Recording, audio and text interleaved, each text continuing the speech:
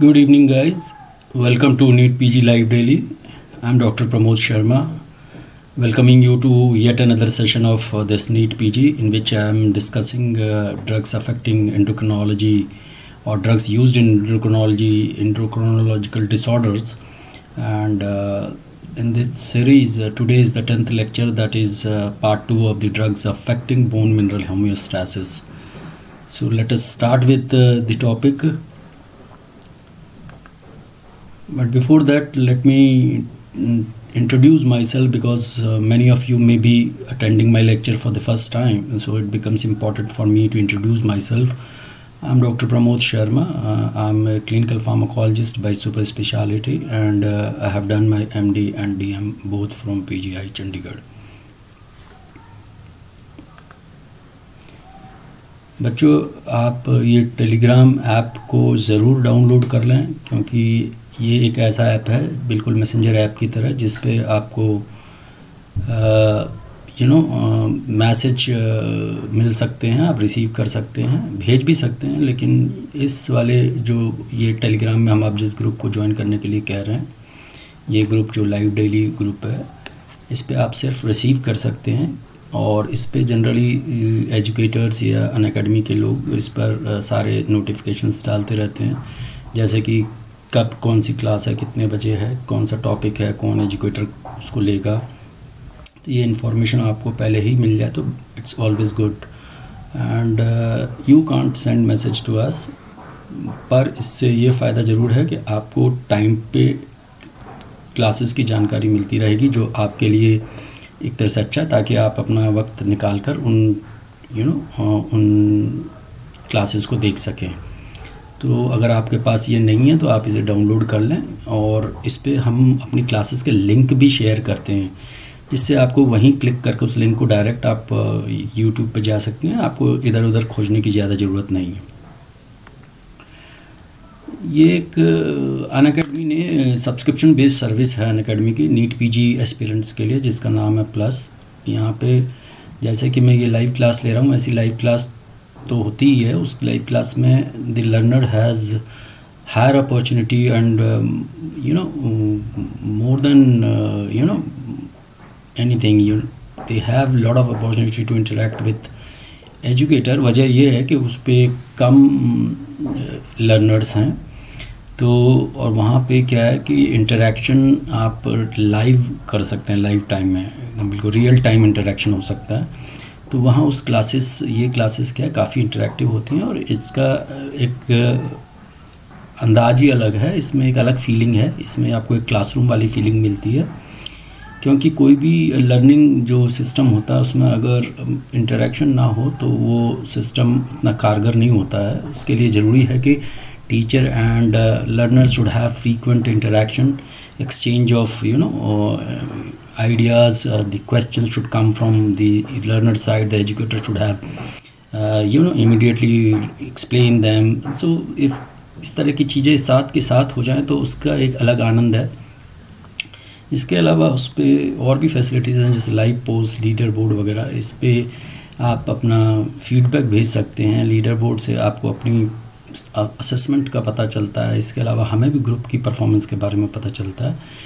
इसके अलावा study material बहुत सारा है इस प्लेटफॉर्म पे, जो कि आपको मिलेगा टेस्ट सीरीज़ के फॉर्म में, या फिर in the form of quizzes, उनके एनालिसिस के साथ। तो आप बहुत सारे चीज़ें हैं जो वहाँ पे कर सकते हैं और बेहतर बना सकते हैं अपने आप को।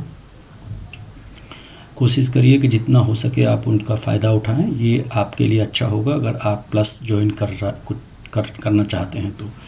इसके अलावा एक और चीज़ है यहाँ पे, which is considered as the best part of it, that यहाँ पे ये मौका दिया गया है कि लर्नर को हमेशा पूछने की फ्रीडम होनी चाहिए।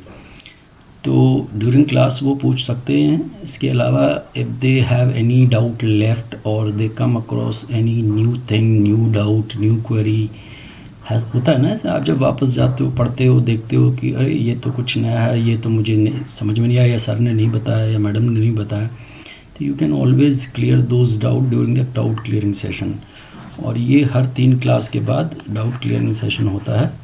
इस डाउट क्लियरिंग सेशन में आपको वो सारी चीज़ें क्लियर की जाती हैं। ठीक है, इससे क्या है कि आपकी जो भी क्वेरी है वो अनरिजॉल्व नहीं होनी चाहिए, नहीं रहनी चाहिए। तो ये जो अनअकैडमी ने ये प्रोग्राम बनाया है, इसको पीजी एस्पिरेंट्स की ज़रूरतों के ध्यान में रखते हुए बनाया है। इससे जो ज्वाइन करेगा उसको अवश्य फ़ायदा होगा, ये इतना मैं आपको भरोसा दिला सकता हूँ, क्योंकि और ऑफलाइन कंटेंट इस पे सब चीज़ अवेलेबल है। आप सब चीज़ ऑफलाइन ले सकते हैं, आप डाउनलोड कर सकते हैं, सब कुछ कर सकते हैं, कोई प्रॉब्लम नहीं है उसमें, किसी भी तरह की कोई रेस्ट्रिक्शंस नहीं है। ये रेट्स हैं आपके जो सब्सक्रिप्शन के, और सब्सक्रिप्शन 1 महीने से लेके 24 मंथ्स तक अवेलेबल है। लेकिन ये जो रेट्स हैं इस पे आप 10% डिस्काउंट पा सकते हैं, प्रोवाइडेड आप मेरा जैसे एजुकेटर का रेफरल कोड देते हैं। जैसे मेरा नाम है डॉक्टर प्रमोद, तो ये कोड सबको कोड असाइंड है, तो आप ये कोड अगर यूज़ करेंगे तो आपको 10% डिस्काउंट मिल जाएगा। जैसे ये 10% डिस्काउंट के बाद हैं ये चीज़ें। और जो भी बंदा या कोई भी स्टूडेंट है जो 6 मंथ्स और मोर देन दैट सब्सक्रिप्शन लेता है, तो वो नो कॉस्ट EMI के लिए एलिजिबल हो जाता है। वो चाहे तो अप फ्रंट पेमेंट ना करके उसको पार्ट पेमेंट्स कर सकता है। ठीक है, देखिए यहाँ पे जैसे यहाँ पे आप ये फिल कर देंगे डॉक्टर प्रमोद, तो आपको 10% अप्लाई होके तब आपको पेमेंट करना पड़ेगा। Then you have to go to proceed to pay. सो ये 10% डिस्काउंट ना छोड़ें आप, क्योंकि ये अच्छी खासी रकम होती है। वैसे तो 1 से 24 महीने तक का सब्सक्रिप्शन अवेलेबल है, but we always recommend that the 12-month subscription and the 24-month subscription, because these two durations are targeted to different kind of PG aspirants. For example, जो लोग पहली बार अपेयर हो रहे हैं, ऑलरेडी इंटर्नशिप कर चुके हैं या इंटर्नशिप कर रहे हैं, पहली बार अपेयर होंगे, तो उनके लिए 12 मंथ्स का सब्सक्रिप्शन ज़रूरी है, क्योंकि इतना वक्त चाहिए आपको पूरी तरह से प्रिपेयर करने के लिए, ताकि आपके सारे टॉपिक्स कवर हो चुके हैं, सारा सिलेबस कवर हो चुके, आपको मौका मिले स्पेशल कोर्सेज जो लॉन्च किए जाते हैं इस पे प्लस पे, तो वो आपको मतलब ज़्यादा से ज़्यादा वो कोर्स आप अटेंड कर सकें। इससे आपका काफ़ी फ़ायदा हो सकता है और आप अच्छे एक लर्नर बन सकते हैं। हो सकता है एग्ज़ाम में आपको सफलता भी मिले। 24 मंथ्स वाला उनके लिए है जो भी फाइनल ईयर में हैं या UG स्टूडेंट्स हैं, लेकिन तैयारी करने के मामले में पीछे नहीं है, वो बहुत आगे के बारे में सोचते हैं, तो उनके लिए 24 मंथ सबसे चीपेस्ट तरीका है, मैंने सब्सक्रिप्शन है जिसको वो अवेल कर सकते हैं। बट एक चीज़ याद रखें, ये कोड अप्लाई करना ना भूलें, क्योंकि इस कोड के ज़रिए ही आप 10% का डिस्काउंट पा सकेंगे। जैसे फॉर 24 मंथ्स आप 36,000 पे करने हैं आपको, लेकिन वही 12 मंथ्स के लिए आपको 27,500 की जगह 24,750 ही देने हैं। पेमेंट करने के लिए आप हर तरह के डिजिटल सिस्टम का उपयोग कर सकते हैं, जैसा आपको ठीक लगे। और मैंने कहा कि 6 मंथ के ऊपर वाले जो बंदे हैं, जिन लोगों ने लिया है सब्सक्रिप्शन, वो पार्ट पेमेंट कर सकते हैं, तो that would be little easier on their pocket, because upfront payment, many students may not be able to pay upfront entire amount, so they can break it into small installments and can pay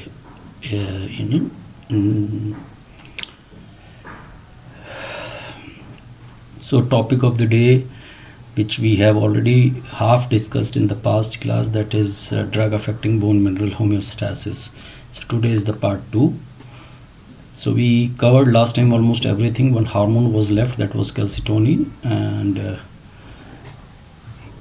calcitonin, as you can see in this diagram, is a single chain peptide. You can see, and this is 32 amino acid peptide, and is secreted by the parafollicular C cells of the thyroid. It does not come from parathyroid; it comes from thyroid. You will be surprised to know that in humans, almost five types of calcitonin have been demonstrated till date, which has heterogeneous immunogenicity as well as the biological activity. They differ in biological activity as well. So one type of that is type D, which is called this is a single chain peptide, but in type D form it remains in the dimer form, anti-parallel fashion. They are anti-parallel to, they are in anti-parallel fashion and dimeric form, so that is called type D. Another is type M, which is most commonly present. This is demonstrated in almost every patient subject. So this is the most important one, the calcitonin, and this also, as I said, because these different calcitonin or not only that, the calcitonin from different species have different this thing.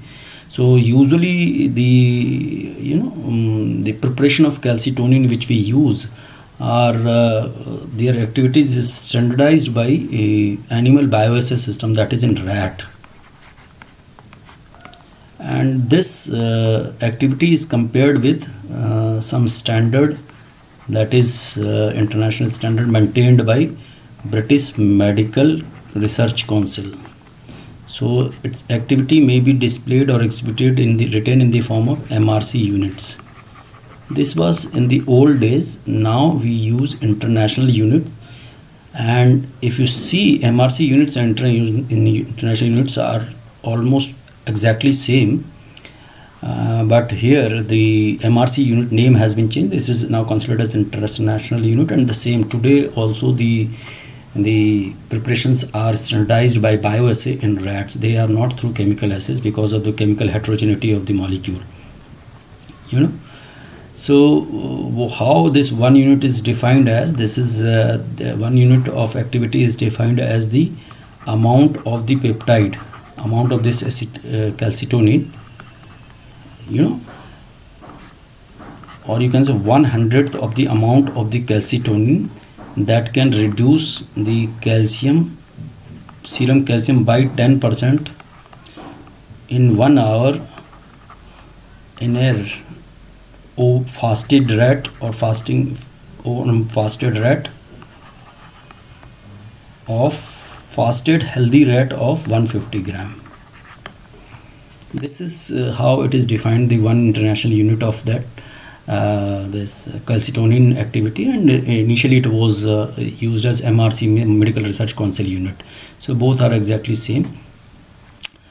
Further, in this bioassay, because we use salmon calcitonin, it has been found there are reasons for using salmon calcitonin in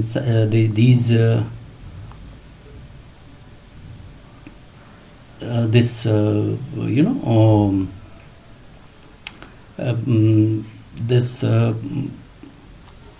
salmon calcitonin, when it is assayed in rat, it was found that the potency ratio of the human and the salmon calcitonin ratio is 20:1, and different species have different calcitonin activity, biological activities varies. Same calcitonin in different animal species may the activity may vary, but this is 20:1, you can say, but usually it is said from 10 to 40 times more potent than human. But it is not necessary that this same ratio, potency ratio, will be translated clinically within the human body also, because it has been seen that when we use salmon calcitonin, the effect produced by 50 international unit of calcitonin may be produced by 75 international unit of human calcitonin. Otherwise it should be at least 1/20th, but it is not, because there should be differences in the pharmacokinetic properties as well as the receptor affinities. These things are actually important in deciding the overall potency and the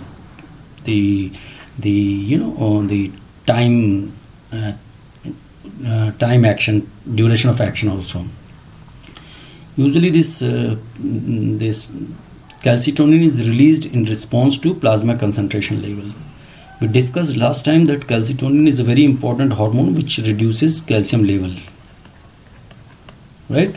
So when there is an increase in plasma concentration, calcium will be this calcitonin will be synthesized and released based on this plasma. So this is the regulator of calcitonin release. And we use salmon calcitonin, the reason being obviously it is longer acting, because the human calcitonin is only 10-minute, half-life is only 10 minutes, and moreover it has been shown to be 10 to 40 times more potent than the in this rat bioassay, and this is also important that calcitonin, if you see, is not having much role in physiological maintenance of calcium level. I told you last time as well, because fibroblast growth factor 23 is more important.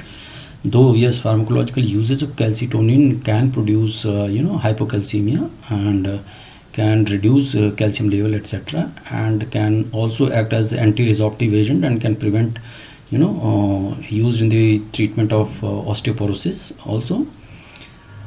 So usually this calcitonin, because we have seen that if a person undergoes, suppose, thyroidectomy, total thyroidectomy, despite that there is no obvious or readily visible signs of any kind of calcitonin deficiency or etc. is observed. Or same in the case when there is a medullary carcinoma of thyroid which secretes calcitonin, there is no signs of excess etc. has been seen. But definitely if we use this calcitonin pharmacologically, that is very important in reduction of calcium. But though it is less effect in reducing, less efficacious in reducing serum calcium level than the bisphosphonates and other agents. So usually this calcitonin is used as adjunctive agent, or you can say just to support the action of bisphosphonates etc. That how it actually causes the reduction in the plasma concentration, that it usually lowers serum calcium and phosphate. I told you that calcium and phosphate, the calcitonin on the kidney causes the decrease in reabsorption or inhibit reabsorption of both phosphate and calcium. So there is reduction in both, in bone and kidney. But it has other effects also. Not only this can also prevent reabsorption of other ions like calcium, potassium, sodium and magnesium etc. These can also be prevented by reabsorption is prevented. And not only that, it can act on other organ as well, like in stomach it prevents gastrin release. So it can prevent acid output. It can decrease gastric acid output.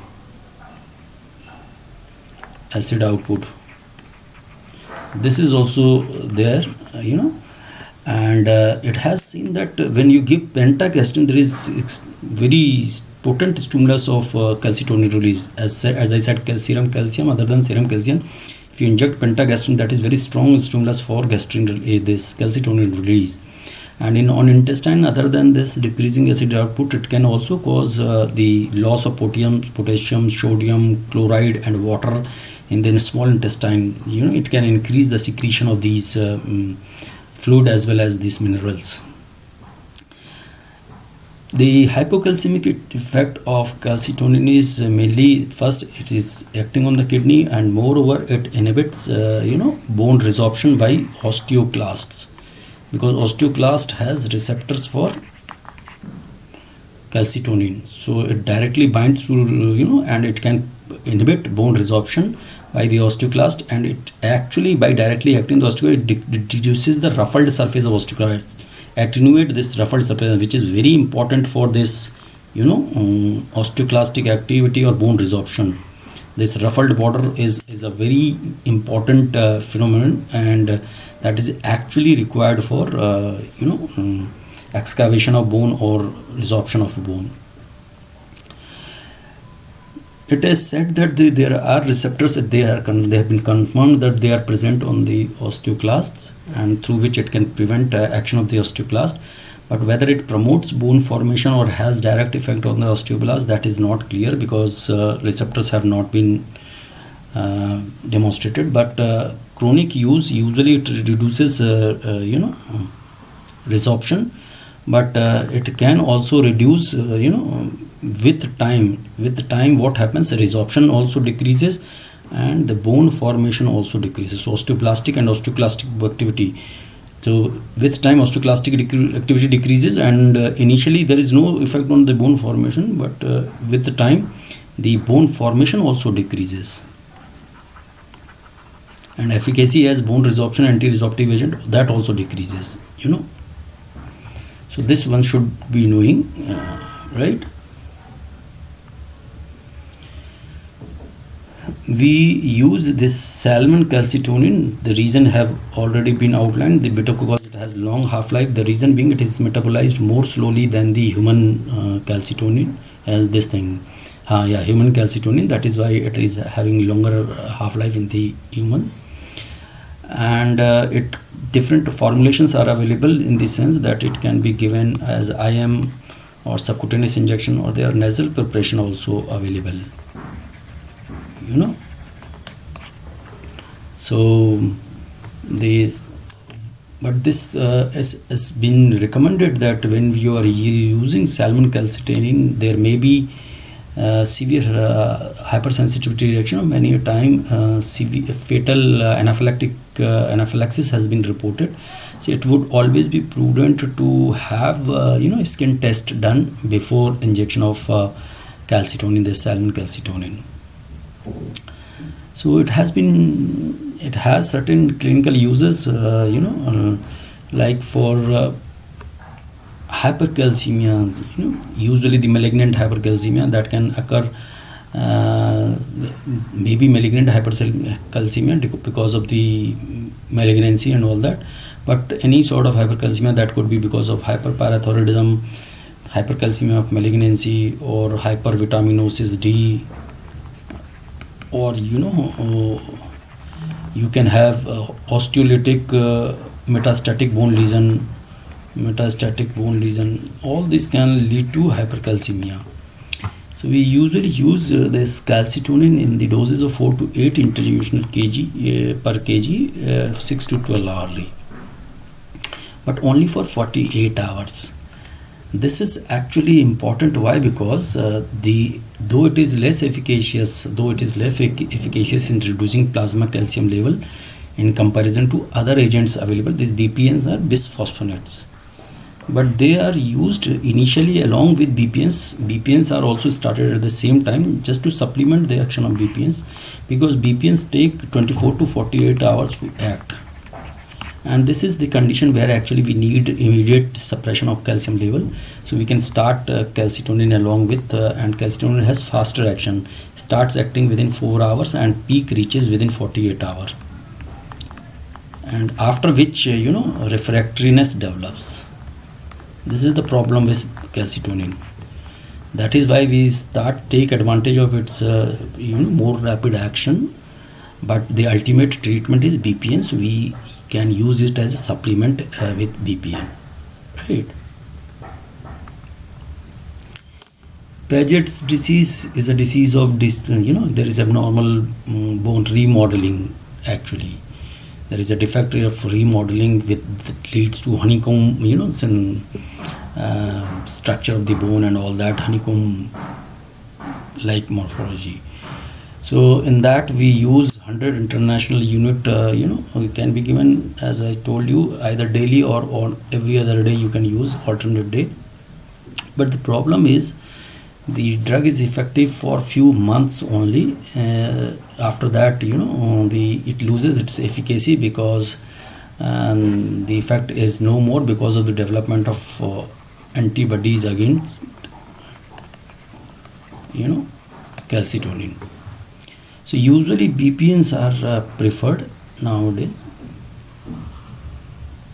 Okay, they are the better choice in treatment of Paget disease. Though both the treatment can be combined, that is a different issue. But usually BPNs are considered first drug choice in Paget's disease.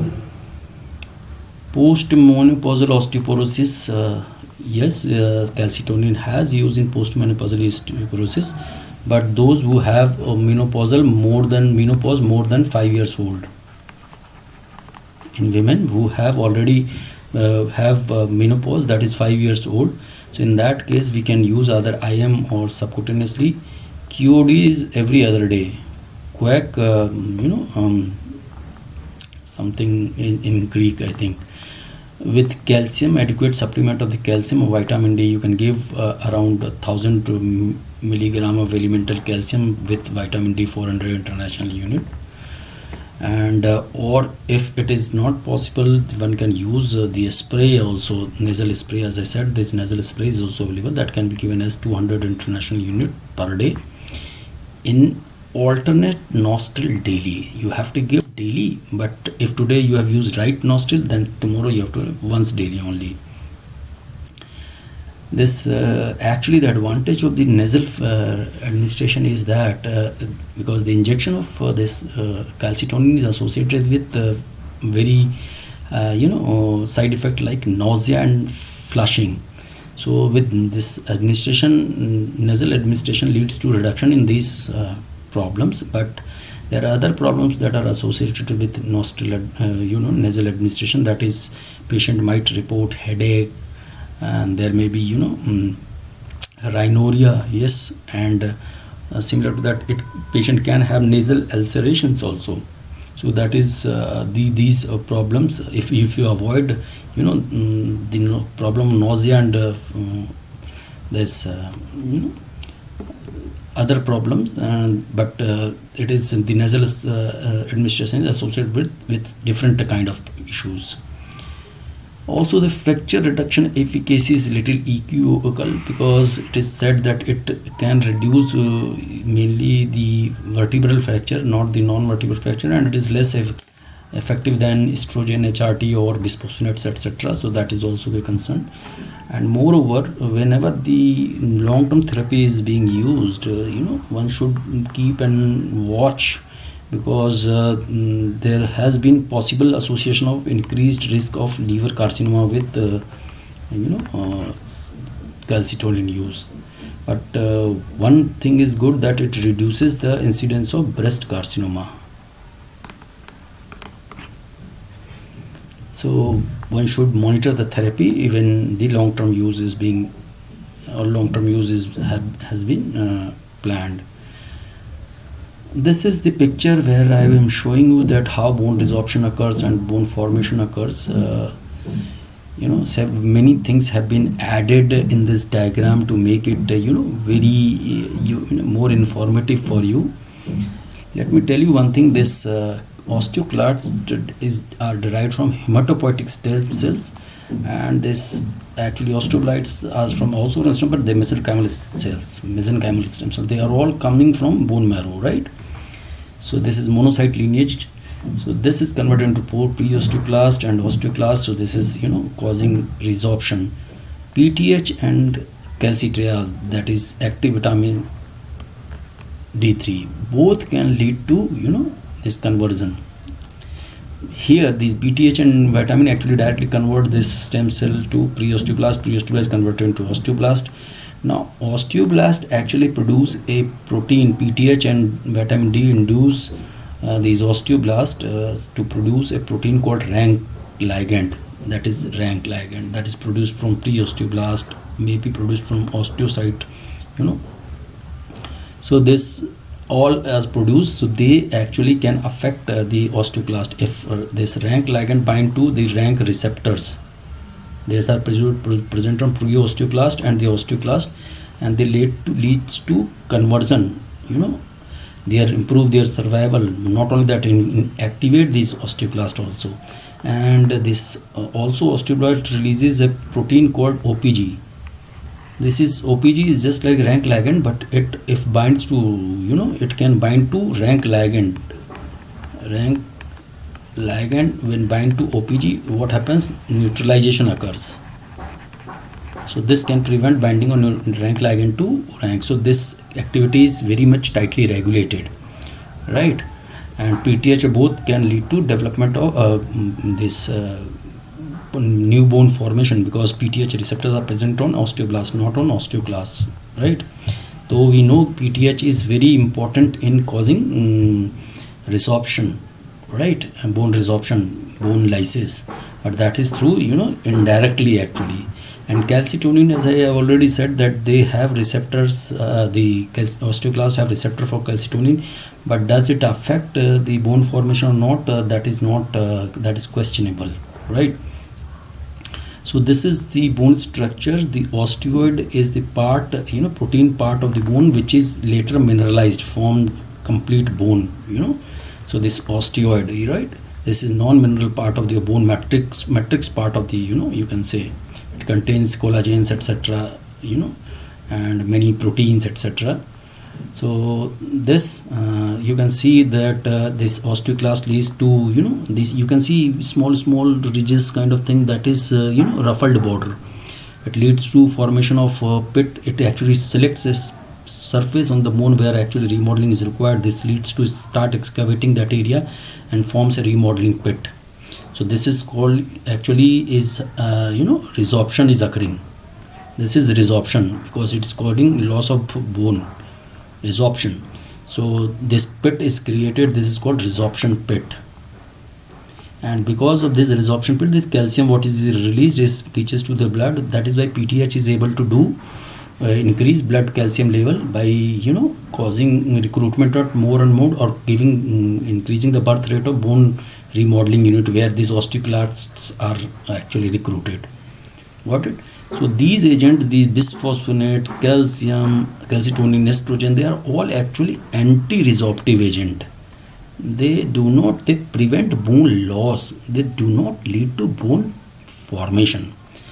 But last time we talked that the osteoanabolic substances that are PTH, that is in the form of teriparatide and abaloparatide, they can actually increase bone mineral density. They can lead to new bone formation. And other than that, there are this bisphosphonate like alendronate and zoledronic acid, that those agents can also increase bone mineral density by directly promoting new bone synthesis, right? So once you should know one thing, whenever there is resorption, the new bone formation should always occur. Whenever there is osteoclastic activity, after this osteoblastic activity must be there, because the purpose of this these two cells, osteoclasts and osteoblasts, is to maintain the structure and shape of the bone same throughout the life, or constant throughout the life. It does not actually change the structure or shape of the bone. Every bone remains in the same shape throughout the life, right, in each individual. So this is the resorption and this new bone formation. So important, you should remember that there is always, whenever there is resorption, the new bone synthesis will always take place there.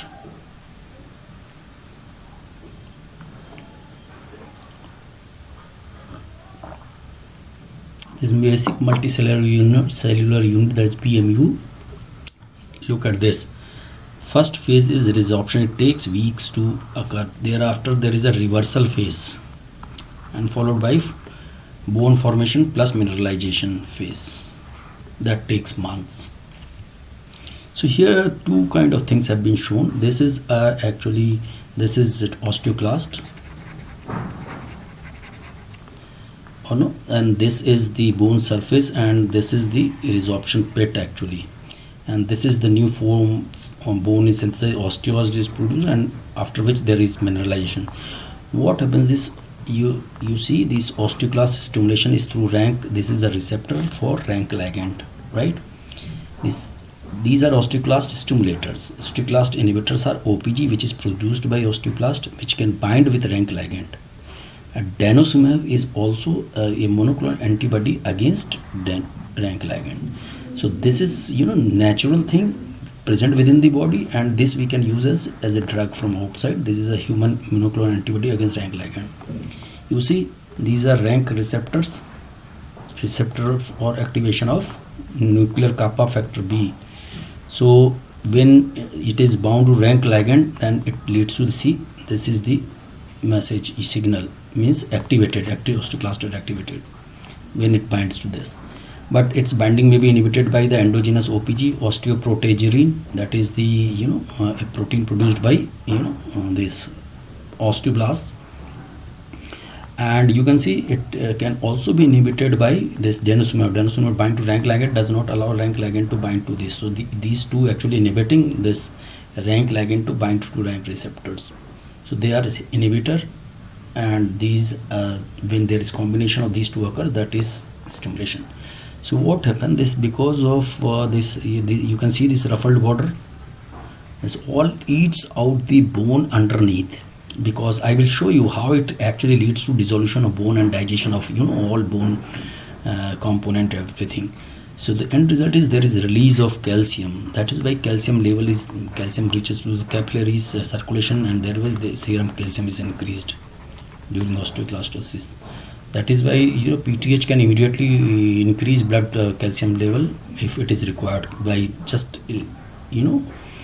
giving or recruiting more and more osteoclast in the bone for this remodeling unit. Now this is the reversal phase. This reversal phase, you can say, is a coupling point between this resorption and new bone formation. So it is the coupling phase, which is the time where actually the environment is osteogenic. Such an environment is created which is congenial to new bone formation. And here these are called reversal cells.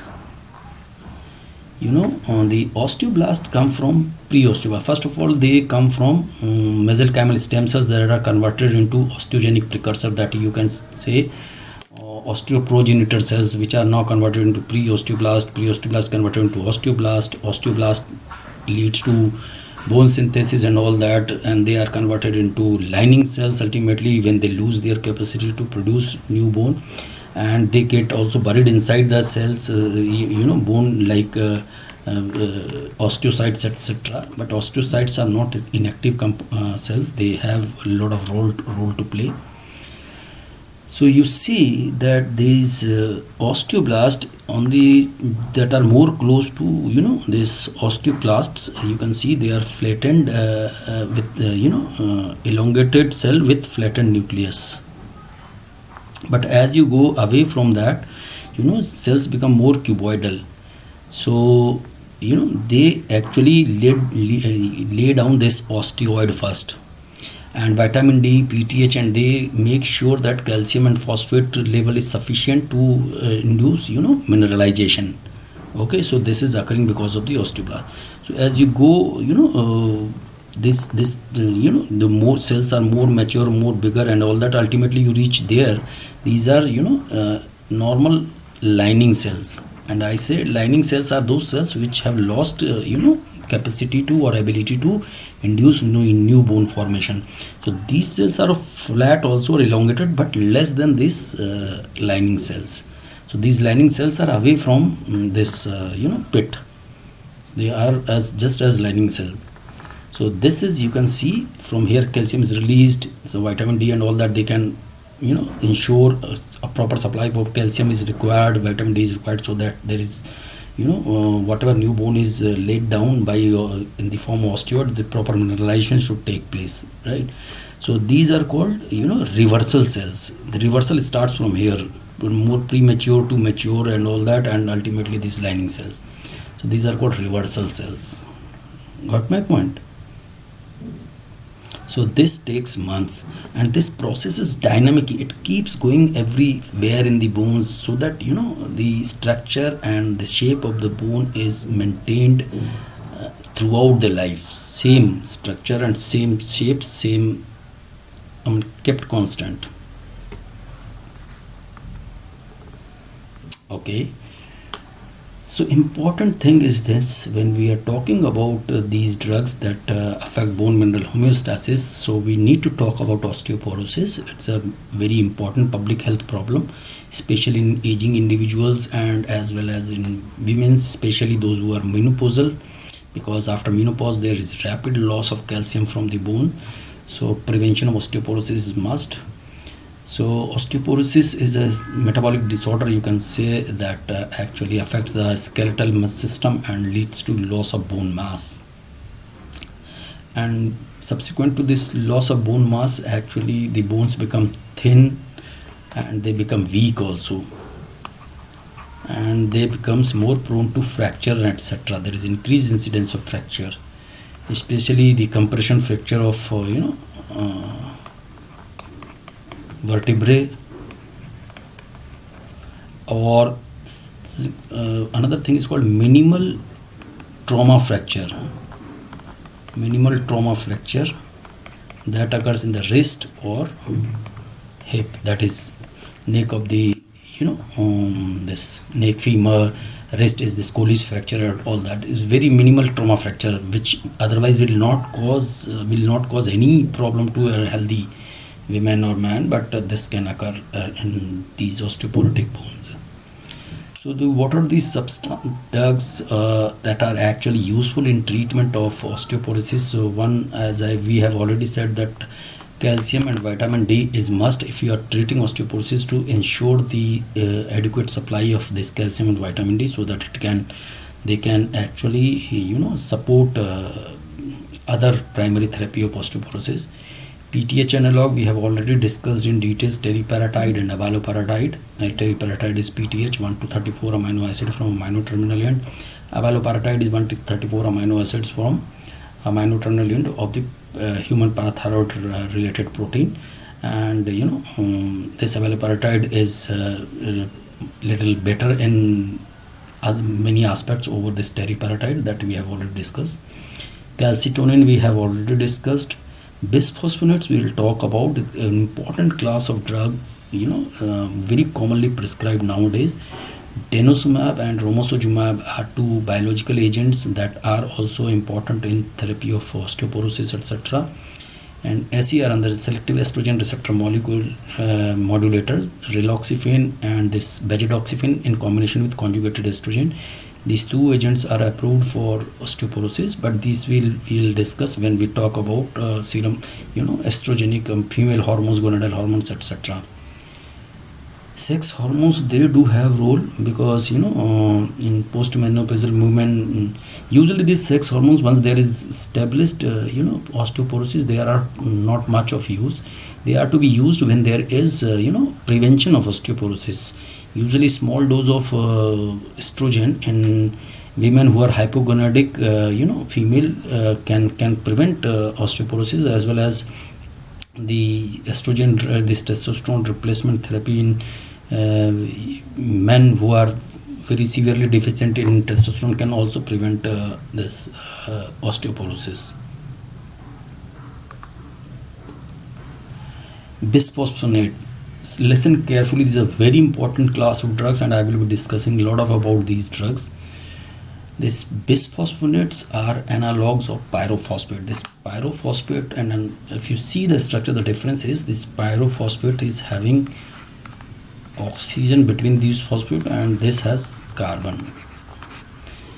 Because of that, this becomes non-hydrolyzable. This pyrophosphate is hydrolyzable by alkaline phosphatase and all that. That is important in mineralization and all that. That's present in the bone. Inorganic pyrophosphate is present. So they have been made similar to that, so that they should have high affinity for bone and all that. They are also, the difference, as I said, they are non-hydrolyzable, and difference, as I said, that this is they can also be, by convention we call them bisphosphonate, but they can be called as diphosphonate also, because they contains two phosphate atom, phosphate.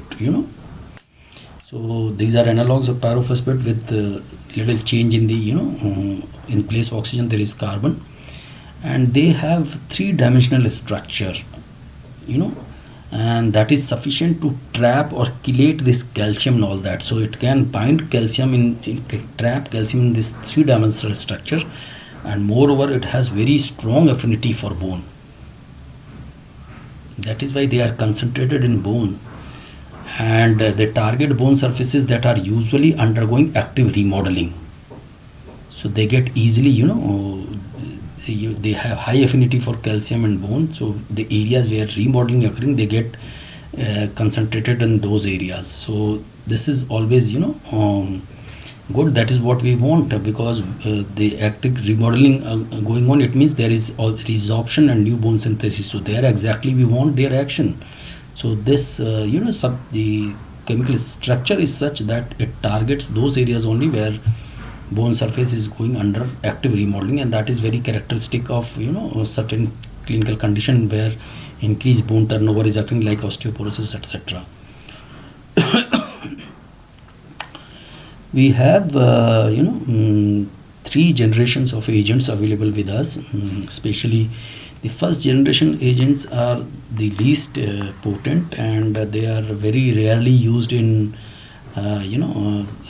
if used for these agents, if used for osteoporosis, that is off label use in US. This clodronate is approved in UK, Canada, Australia, for treatment of preferential treatment of osteoporosis, and this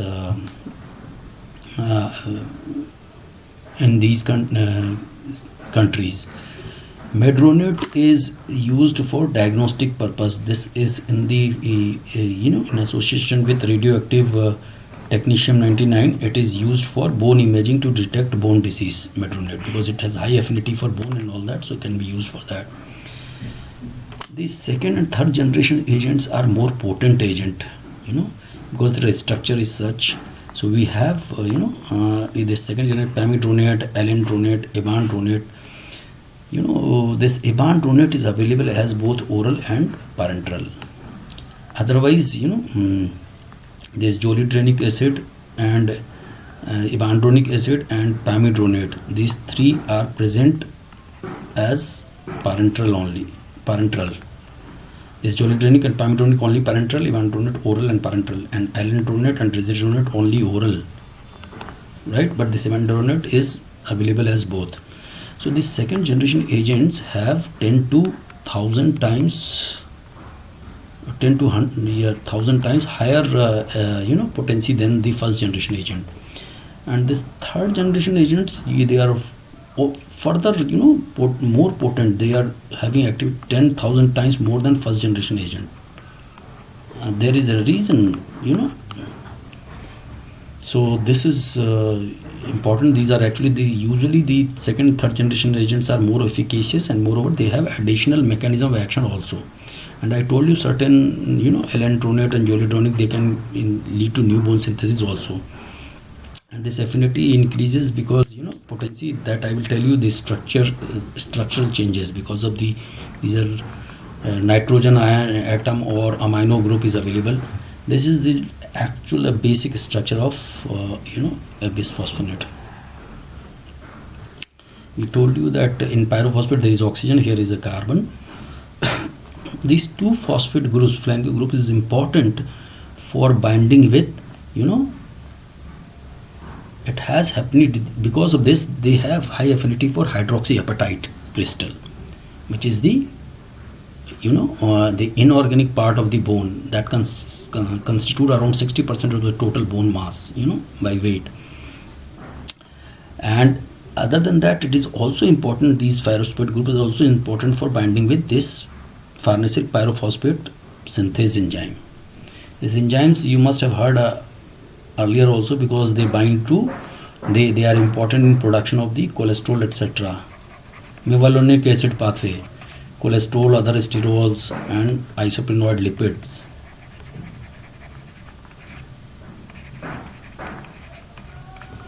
So this is FF enzyme, and on this there are two groups such as this R1. If this is hydroxyl group, that it ensures that it has high affinity for calcium. And this R2 group, if this contains nitrogen or amino group, that it has very potent anti-resorptive activity. So they are more potent in terms of efficacy. Also they ensure increased binding to the hydroxyapatite, and determines the anti-resorptive. So if this is nitrogen or NH2, then this has very high affinities like zoledronic acid and risedronate. Not only that, the mineral affinity also depends upon this angle. How much angle, this angle, you can see, the less the angle is, more is the effect, and this is hydroxyapatite crystals, this is bone surface, right?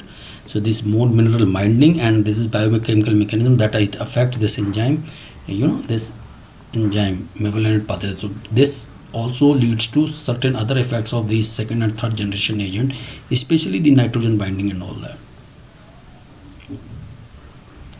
This phosphate and all that is very important. So whatever phosphate, this bisphosphonate we take, that is actually preferentially incorporated in the bone, whatever we use. Why? Because it has high affinity. I have told you this structure wise and all that.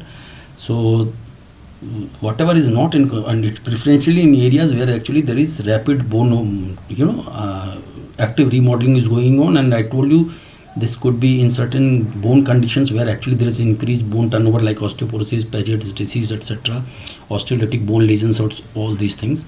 So all these things are important, and whatever, if it fails to get incorporated, that is actually released, excreted by the kidney. So this is important. Just remember all these things. The resorption of bone matrix actually by osteoclast, because there any new bone formation start with first resorption, then there will be laying of the new bone on that resorption pit, or you can say. So this occurs by two mechanisms. First is dissolving of the inorganic component. Inorganic component means mineral, hydroxyapatite, right? And digestion of organic component. Organic component, I told you the inorganic component is hydroxyapatite, the mineral part. This consists of 60% total bone weight. Organic is other thing like collagen. Collagen alone out of organic is 90% is collagen, mainly type 1. Other than that, we have non-collagenous protein for osteocalcin. We have already discussed osteocalcin, osteonectin, osteopontin, glyco. We have also this thing, this proteoglycans. Other than that, we have certain growth factor and cytokines, for example IL-1, 6, TGF beta, or BMPs, bone morphogenic proteins, etc. These all are organic part. So initially there is dissolution of this calcium and all that from this mineral, which is actually transferred to the blood, and digestion of this organic component. Demineralized bone matrix is there.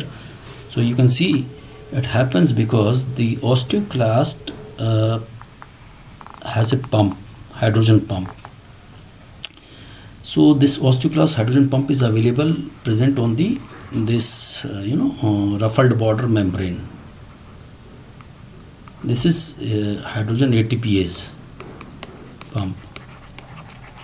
So it leads to pumping of this hydrogen ion in the subosteoclastic zone, that is the zone beneath this ruffled border of the bone osteoclast. So what happens, because of the increased acidic environment of the subosteoclastic zone, the bone minerals get dissolved in that. Calcium can easily be dissolved in acidic environment. Its solubility increases, right? So as I told you, this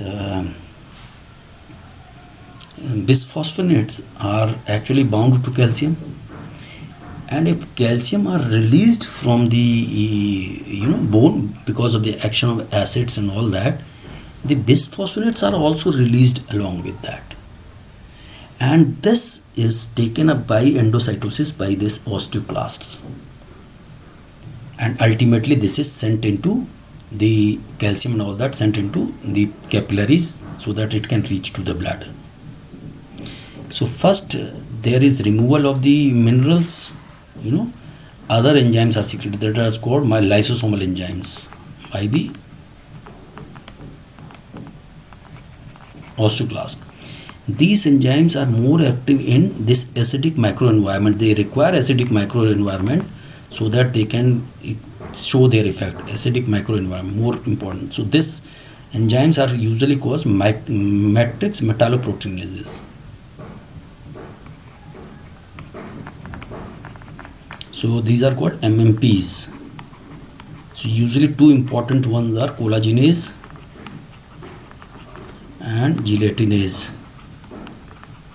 Gelatinase is MMP 2 and 9, and this is 1, 8 and 13. These are called collagenase and gelatinase. So they actually digest these enzymes, because organic compound is collagen and all that. So these all digest and degrade collagen, and other organic component whatever is there, and this ultimately is phagocytosed by osteoclast at the Ruffled border. And this is monocyte series. This is derived from monocytes, so they are just like macrophages. So they have very good phagocytosis activity and all that. So they take up all this, they degrade and phagocytose all this, digest and degrade. So you can see this, they are cleaning, they're just removing everything and cleaning, and just by throwing it in the other places. And there is also one enzyme, that is tartrate resistance acid phosphatase, TRAP. That is also important. It's produced by osteoclast, is important in the resorption of the bone. So I show you one diagram. See, this is the bone, this is the osteoclast.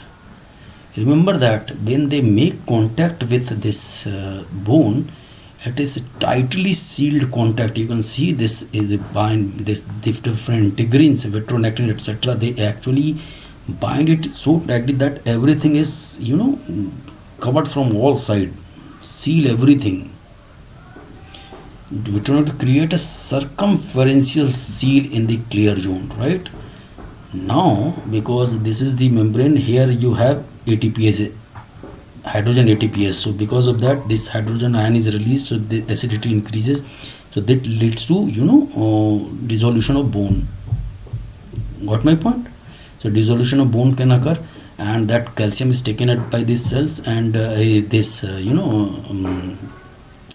thing, osteoclast, and can be secreted outside, right, in the blood.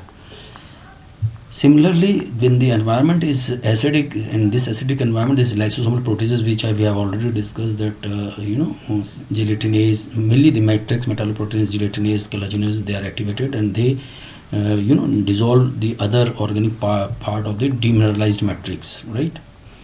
And ultimately this tartrate resistant acid phosphatase, that also actually lead to production of this resorption of the bone, etc. So the Ruffled border is important. This is inhibited by they have receptors for calcitonin G protein coupled receptors. So this can the binding to osteoclast, because they have receptor of calcitonin, can inhibit osteoblast, and this will prevent this resorption. And we have rank receptors. If you rank ligand bind to it, they may promote they promote actually resorption, right? So this is the picture how actually this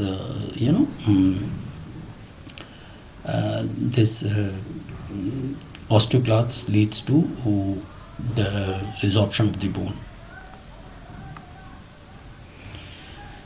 Especially this nitrogen content, which I said that if R2 group is either nitrogen containing or amino group containing, they have very high affinity for, or have high resorptive potency, and they also ensure that there is tight binding with the apatite. So this nitrogen containing one can inhibit farnesyl pyrophosphate synthetase, which is also important in, as I told you, the sterol synthesis, as well as cholesterol synthesis, as well as the isoprenoid lipid. These isoprenoid lipids are important for they actually important for post-translational modification of the proteins. they leads to covalent linking of these isoprenylation. These lipids are attached to this protein, so this actually leads to important for deciding or controlling the activity of various cellular protein. This isoprenylation, this post translational modification is important. And this, what happens when this pathway is inhibited, this pathway can go two ways. It can lead to isoprenylation and also squalene synthase pathway that leads to cholesterol synthesis. So this isoprenylation pathway is affected.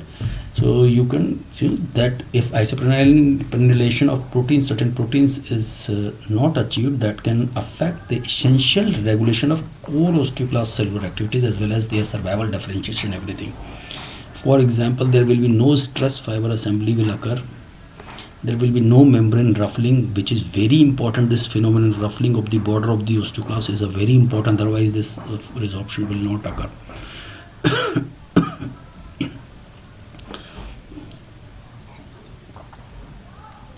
And also the survival of the is important mechanism, which is important for not only the activity but the survival.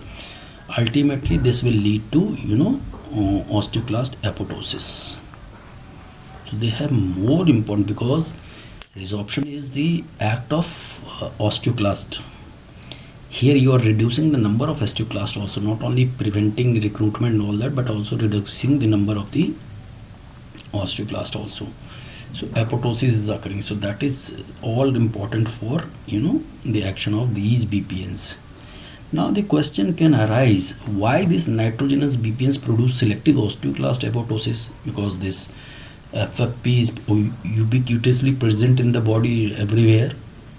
The reason being this, as I told you, because this nitrogen or amino group present, they have very high affinity for bone.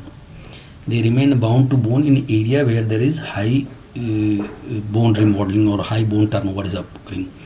They remain bound to that area only, and they are released only when this osteoclast actually leads to resorption. And these BPNs, after being released from the bone, just after released from the bone, they are immediately taken up by the this osteoclasts along with calcium and all that, and that is why these are selectively toxic to this osteoclast only, apoptosis, because these BPNs are restricted to bones only. That is why they do not have this apoptosis effect or other on other organs or other cells.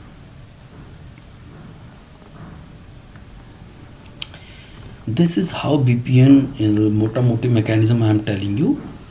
See, bisphosphonates inhibit osteoclast activity and promote osteoclast apoptosis. This we have seen, inhibit osteoclast activity, not only inhibit activity but also inhibit this stress fiber assembly, this ruffled border formation. These are all inhibited and also leads to increased death. This is one of the reasons. Another is bisphosphonate may modulate signaling from osteoblast to osteoclast. So what is the signaling from osteoblast? We told you, under the influence of PTH and vitamin D3, there is increased production of OPG or rank ligand by these, and these are the both, act opposite to each other. Rank ligand, if bind to rank receptor on the osteoclast, like here, what will happen? This will lead to more activity, more resorption. And OPG is similar protein which can inhibit the activity of rank ligand by binding to rank ligand. So this is a tight control is there. So this signaling may also be affected by the BPNs. This is also a proposed mechanism. And bisphosphonates are released locally during bone resorption. I told you, because they remain bound to the bone, right? When it is hydrolyzed, this bone is lysed by the presence of acids, matrix metalloproteinases, etc. So this is released here, and it is immediately taken by from the bone to direct to the osteoclast. And these bisphosphonates are concentrated under osteoclast because it is they are released from the bone and they get concentrated here. And these are all sealed compartment. They cannot go anywhere. They have to go inside the osteoclast only. They cannot leak out anywhere, because this sealing is so perfect that it creates an isolated zone.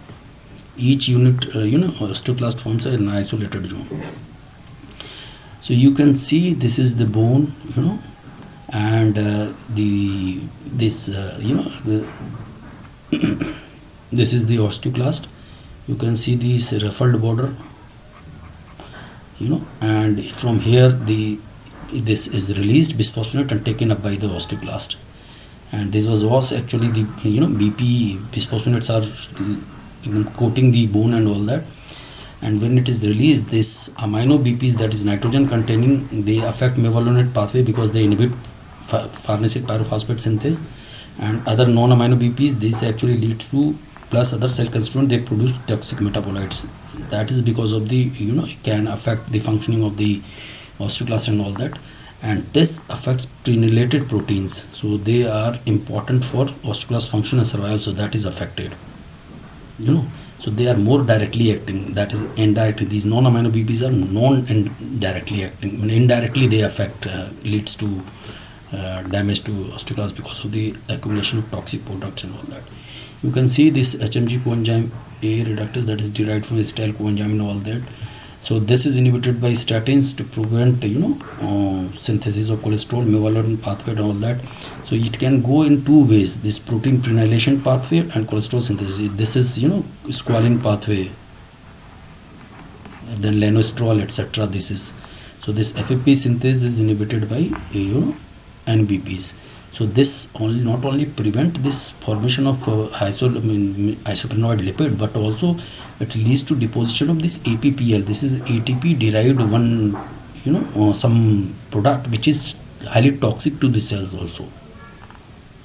APPL, APPPD, these are all, they get deposited, and accumulation occurs because of this inhibition of isoprenoid lipid formation, protein prenylation. So this leads to accumulation of these substances, and these are toxic.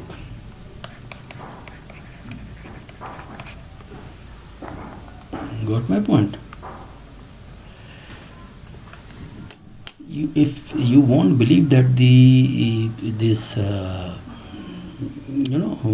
half-life of this bisphosphonates in the bone may be up to 10 years, but that whatever there is in the bone, that is inactive actually as such, because its action is only because when they get inside the osteoclast, when there is bone remodeling is occurring.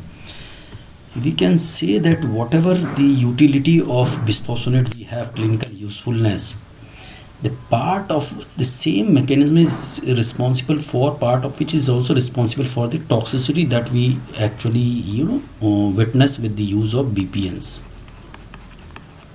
Toxicity also is because of the similar, the action which is causing useful effect, those are also causing toxicity. You should know that BPNs actually inhibit resorption of the bone, that is, it prevents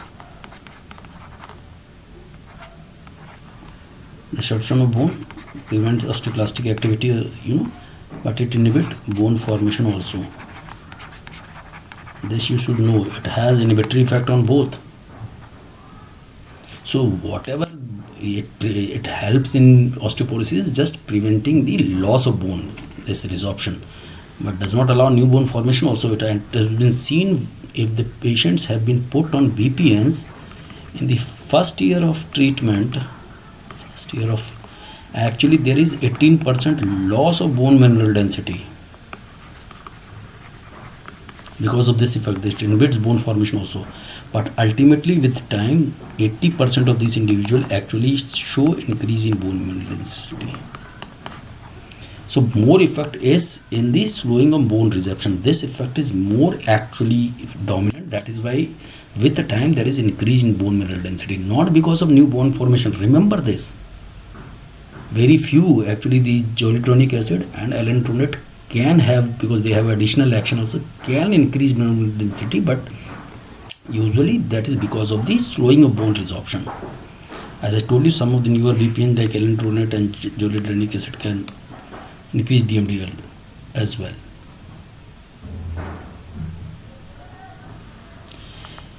All oral BPNs are poorly absorbed. Viability you can see 1 to 6%. And that is further reduced if you take it with iron or calcium or antacids. Even if you take them with mineral water, reduce. Tea, coffee, fruit juice, all can reduce, or food, all can reduce its viability. So it is always recommended that you should take them empty stomach with a glass of water and in standing position. The reason being, they are gastric irritant, they produce gastric irritation and esophagitis occur. These are the major side effects, because that is why it is said you take it on empty stomach, standing position. You have to maintain standing posture for at least half an hour so that drug leaves the stomach. Otherwise, if you are sitting or something, so pressure on the stomach may lead to regurgitation and can lead to esophagitis, because they are highly irritant. So prevent this kind of effect, you have to take this way. Early morning you get up, take this drug with a glass of water, stay upright for half an hour, then only you are allowed to change position and all that, posture all. If this is not possible, or if it is not tolerated, and this irritation etc. may be increased by if patient is also on NSAID therapy, is taking NSAID for some reason, maybe because of maybe bone pain etc. he is taking NSAID.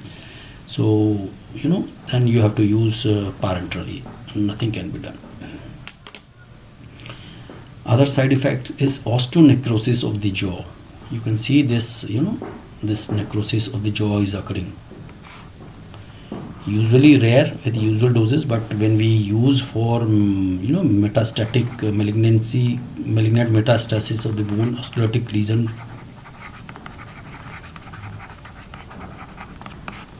we use high doses, or intravenous, this large doses, intravenous doses, zoledronic acid etc.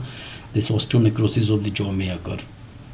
This is very dangerous complication, but usually does not occur with rare usual doses. High doses when used for malignant metastasis and all that.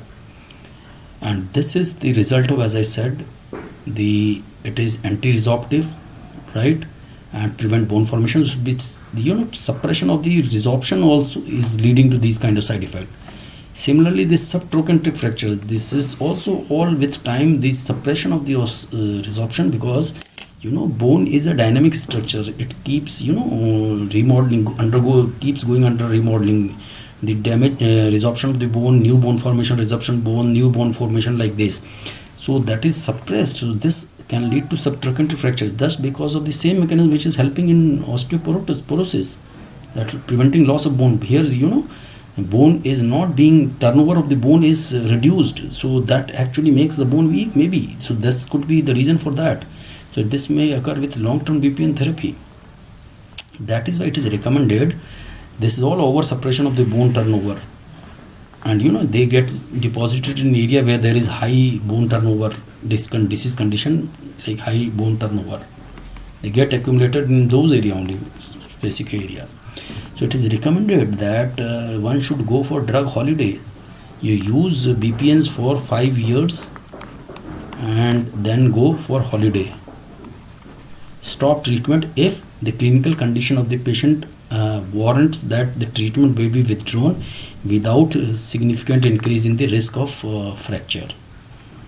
Then only. Otherwise, then you can try holiday. Otherwise, it when seen that they continuously afford clinical improvement, for continuous use of 5 years. There is no decrease in their efficacy during the 5 years and all that. And because of this GI problems and all that, they are contraindicated GI reflux, PUD and renal impairment. Because whatever is not incorporated is immediately excreted by the kidney immediately. But no dose adjustment until unless creatinine clearance falls below 35 ml per minute.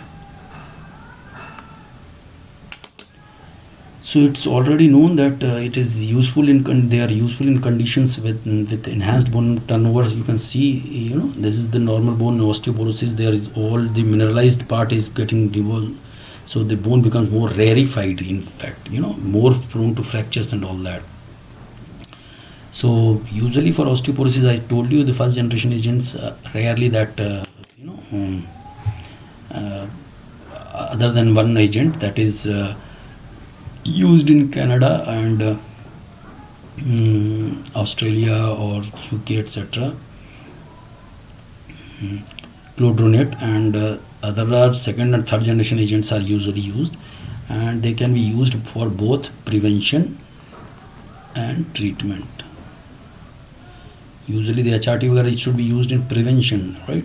Treatment of osteoporosis in postmenopausal women. One, age-related osteoporosis, yes, with the senile osteoporosis may be there. Idiopathic, where there is no cause, or steroid-induced, corticosteroid-induced osteoporosis in both men and women. So this age-related, idiopathic, and steroid, both women and men. But this is in postmenopausal osteoporosis. They decrease vertebral as well as hip fracture. This is the advantage. They decrease both, decrease 50% decrease in almost vertebral and non-vertebral fractures, but estrogen, etc. only decreases vertebral fracture. And initially it was considered as, these BPNs were considered as first choice drug. Now they are one of the first choice drugs now for osteoporosis, because we have denosumab, etc., romosozumab, etc. right? So they are now they have become one of the first choice drug, right? And if dietary intake is inadequate, always add vitamin D and calcium. That in Indian population is always a concern, Paget's disease is also a disorder of bone remodeling, because of that there is honeycomb structure of the bone is there, increased risk of fracture and all that. So using this, this pamidronate, joritonic, etc., they can arrest osteolytic lesions, because can reduce bone pain, and they are more convenient, effective, and cheaper than calcitonin. We are talking about calcitonin, Paget's disease and all that. More effective and cheaper also. And as I said, calcitonin is effective for some months. After that it loses its efficacy because of the development of neutralizing antibody against them. But if you combine BPN and calcitonin, of course the efficacy will be higher than the single agent alone. But BPN should also not be used for more than 6 months at a stretch. However, we can give repeat course, but not continuous use. After some time, after a gap, you can give a repeat course. Fine. Hypercalcemia malignancy is a medical emergency. It can be associated with altered consciousness and all that. So we start immediate vigorous IV hydration with normal saline and give furosemide before, because furosemide, increase calcium loss in the kidney, calcium loss in urine. So it has hypocalcemic effect, and that is because of in the area thick loop of ascending loop of Henle, it leads to absorption of sodium, potassium plus 2-chloride. So in the cell, if that enters, actually what happens, so it is a isoelectric, there is no change in the charge, because 2 positive charges are getting inside and 2 negative also going inside. But the chloride goes outside, the sodium is also exchanged. See, potassium remain here in the cells, so there is more positive charge in the cell. So there is back diffusion of the potassium through ROMK channel, that is renal outer medullary potassium channel. So because of this, this potassium is pumped out to maintain the polarity inside the potassium concentration in the normal range. So this excess plus charge comes out. So this makes the luminal positive, luminal epithelial, this luminal potential more positive side. So because of this, the divalent cations like calcium and magnesium, they are also positive, so they are repelled from. So they actually are absorbed through paracellular pathway normally. But when this absorption is blocked by furosemide, so what happens? This does not occur, this excess positive charge, because of the outflow, you know pumping out of the potassium, etc. These all processes are not there, so the calcium and magnesium are lost in the urine. So that is why it is used, furosemide is used. So furosemide will definitely lead to fluid loss or fluid contraction. So we have to give, along with that, the saline hydration should continue, and along with that we start BPN infusion, palmitoylate or zoledronic acid. But remember one thing, that these two are agent available in this form, parenteral form, also the ivantronate. One should remember that oral BPNs are not effective in hypercalcemia malignancy. Just remember this. So we have to give this infusion. At the same time, we can add calcitonin. We have already discussed reason for the same, 12 hourly for 2 days. And if it is not responding, you can use denosumab. Denosumab, I told you, this is monoclonal antibody against rank ligand, if BPN is not able to control the hypercalcemia and all that. Other than that, BPNs can also be used in osteolytic metastasis. Metastasis means cancer is somewhere else, but that is metastasizing to bones, especially the sarcomas they get. So it can arrest lesions and decrease bone pain, etc. By reducing this resorption activity, so osteolytic action will be reduced. Denosumab is a completely fully human monoclonal antibody.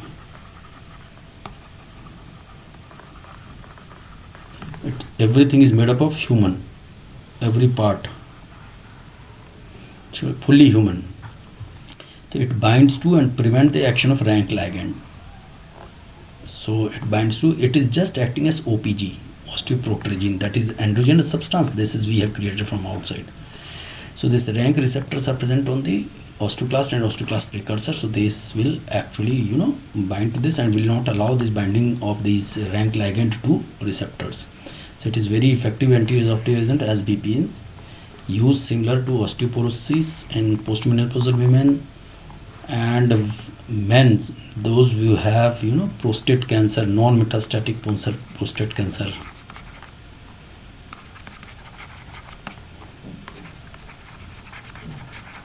So they have been given anti-androgen treatment, androgen deprivation, because prostate growth is facilitated by androgen. So that we can use in the term of either GnRH analog, we can use general leprolide, etc.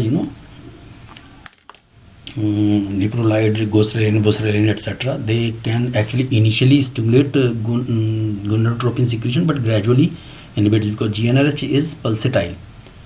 We are giving continuous stimulation of GnRH receptor. So this can also act as antagonist, androgen antagonist. And also we can use GnRH receptor. These are GnRH analogs. We can use directly GnRH antagonist, especially the Dejarelix and Ebarelix. These are approved for this. They can block this GnRH receptor antagonist directly. So this is in the androgen deprivation, and when there is androgen deprivation, there can be chances of osteoporosis because of the deficiency of testosterone, etc. And women with breast carcinoma but are put on treatment like aromatase inhibitor, especially there are different type of aromatase. Aromatase are important for conversion of testosterone to estrogen. So they will be deficient in estrogen. Estrogen, response maintains bone density. So the side effect of this aromatase inhibitor may be osteoporosis.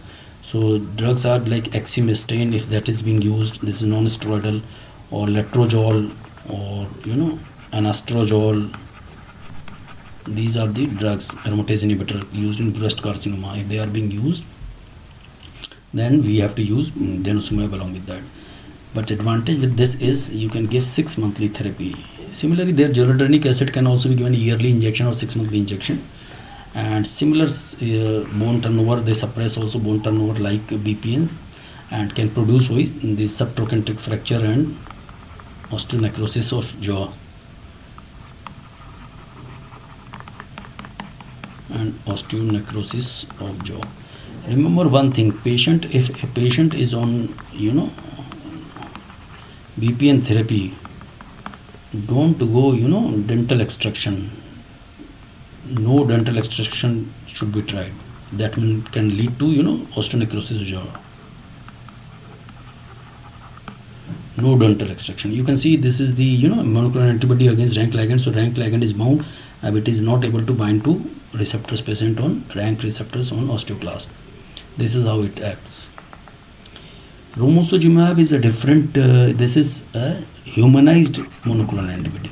Humanized means we tried to make it more close to human, so it has some part of animal protein also, So this is romosozumab. This is a monoclonal antibody that binds sclerostin. This sclerostin is a protein which is released by osteocytes. It has anti-anabolic effect on bone. Actually, what it does, it actually prevents the this conversion of differentiation of mesenchymal stem cell to osteogenic stem cells, osteogenic precursor. It inhibits mesenchymal stem cells in the bone marrow to convert it into osteogenic precursors or precursor, or inhibit osteoprogenitor cells. These actually get converted into more mature osteoblast and osteocyte. These are the precursor cells of, and also prevent this proliferation of osteoblast also, this sclerostin.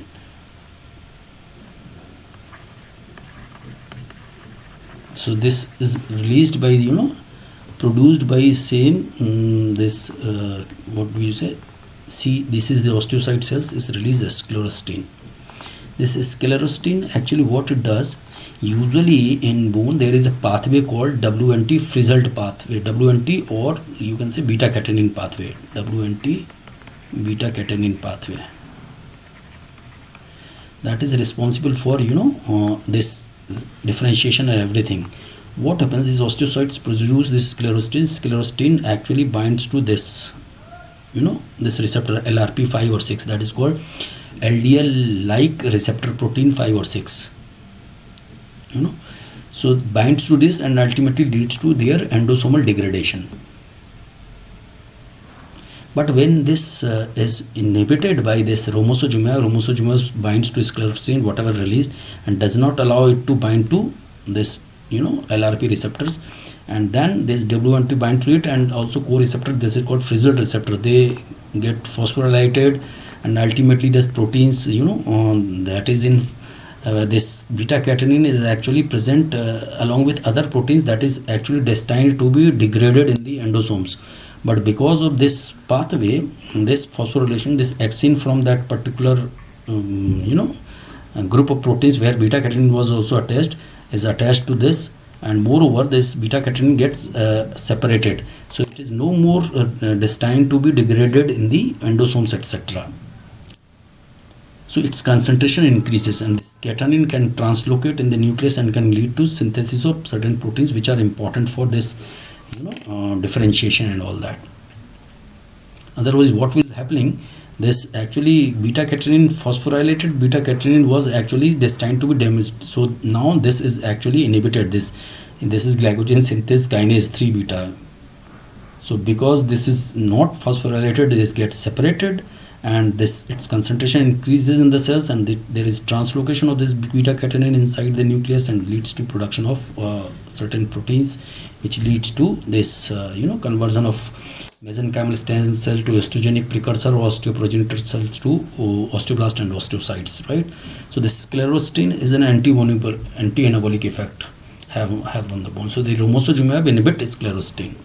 So it is used in postmenopausal osteoporotic women who have at high risk of fracture or who are not responding to available therapy or not tolerating the other anti-osteoporotic therapy.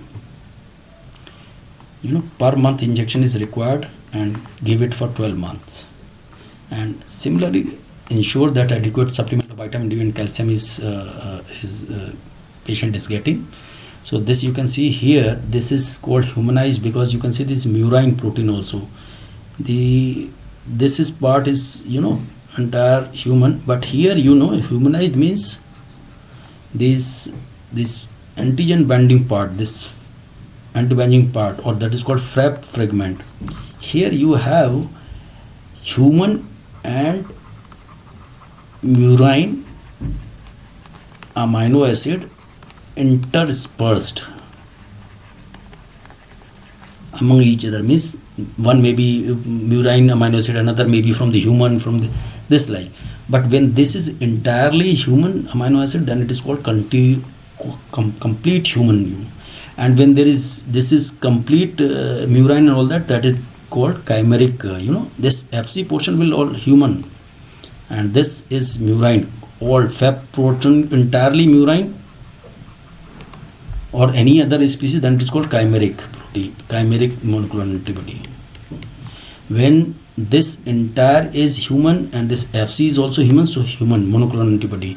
When this FAP portion is mix of both, this FC portion is entirely human, but this portion when is mix of human and animal, then it is called humanized, right? So guys, I have finished the total this the drugs or hormones affecting bone mineral homeostasis. So if you have any issues, you can always come back to me, can send me message through Unacademy learning app. From there also you can escalate your issues related to YouTube classes. And once again I am telling you, this Telegram channel is, or Telegram app is important for you to receive notification about classes, etc., provided you have joined this group. You are already on this group, you have joined this group. The subscription advantages I have already discussed, because this is a premium paid service by the Unacademy, so definitely it provides lots of special features that are not there at other platform, and that is why it is available on paid basis. But definitely it has much more ingredients that are required for a better preparation for the PG entrance, etc. So I would suggest that you should be part to it and just enjoy its benefits. Okay, that is available at a cost, but this is for your benefit, and everything will not be available free in this world, because the good things come at a cost. So this is in the same category. So but once you get associated with this plus, you will realize its potential, and you will definitely enjoy later on, and would suggest your friend also that one should be part of it, actually should go for this.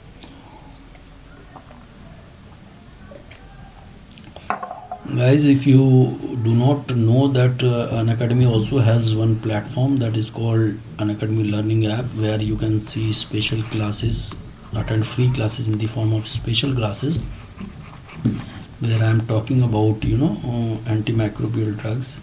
The advantage of this is that you have opportunity to interact with educator. So this will be little more interactive kind of, like in this class you're not able to interact with me, but here you can interact at least. And second thing is, if you start following me on this app, any educator, if you follow that educator, you can send direct message. So this message may be in the form of your question, any query, etc. So keep sending to us, and I will definitely get back to you. And if you do not have this app, please get it as early as possible, and tell your friend also, because this is also free of cost. No, even a single penny is not charged for that. And it's not that every on Unacademy, any kind of course, let it be related to engineering, the CA, administrative services, everything, you have paid channel, free channels. So all kind of coaching, or kind of learning this experience you can have. It's not necessarily that it provides only medical coaching. It is Unacademy is such a vast platform that you have all kind of courses running across the board, right from, and they are similar in the similar pattern that free classes are available on YouTube, as well as special classes over here, learning app, and the paid platform are also there. So you guys will install it, ask your friend if they do not have it, and if you have decided to join, you have to go on this Unacademy Learning app in the manage goal. There you have to select NEET PG, like similarly the IIT JEE, UPSC, bank exam, SSC exam, railway exam, for all everything is there. So you have to select your goal. What is your goal? So like you are preparing for PG entrance, medical PG entrance, you can select plus and you can get subscription.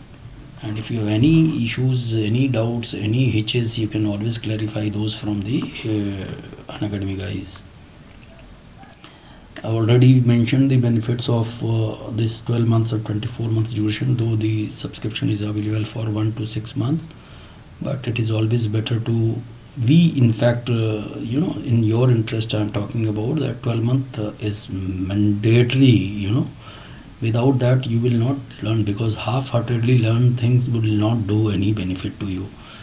And those who subscribe for more than 6 months, they can get the facility of no cost EMI, and you can always avail this 10% discount by applying this referral code. This will get you 10% instant discount on your total subscription amount. Like it was 40,000, but it came down to 36,000 for 24 months. So these are the benefits of using referral code of the educator. और आप वैसे भी NEET PG पे अपनी classes को enjoy कर रहे हैं, आप प्लस पे भी एंजॉय कर रहे हैं, आप मैं तो कहता हूँ प्लस लें, प्लस पे एंजॉय करें, आप स्पेशल क्लासेस अटेंड करें. ये जो NEET PG लाइव डेली और स्पेशल क्लासेस तो फ्री हैं आपके लिए, तो इनको देखें, पसंद करें, लाइक करें, व्यू करें. ये सब चीज़ें जितने आप बच्चे इनको देखेंगे उतने ही उनको आपको फ़ायदा होगा. और फ्री है, कोई एक्स्ट्रा आपको कोई पैसे नहीं देने. आपका मन करे तो आप प्लस ज्वाइन कर सकते हैं, वहाँ आपको कुछ एक्स्ट्रा चीज़ें मिलेंगी जो और जगह नहीं मिलती हैं. तो आप अगर आपको ये लेक्चर पसंद आया हो तो इसके लिंक को शेयर करें अपने दोस्तों के साथ, ठीक है. तो सबको इसका फ़ायदा होना चाहिए. इसके साथ ही मैं विदा लेता हूँ दोस्तों, फिर मिलेंगे. तब तक के लिए goodbye and good night.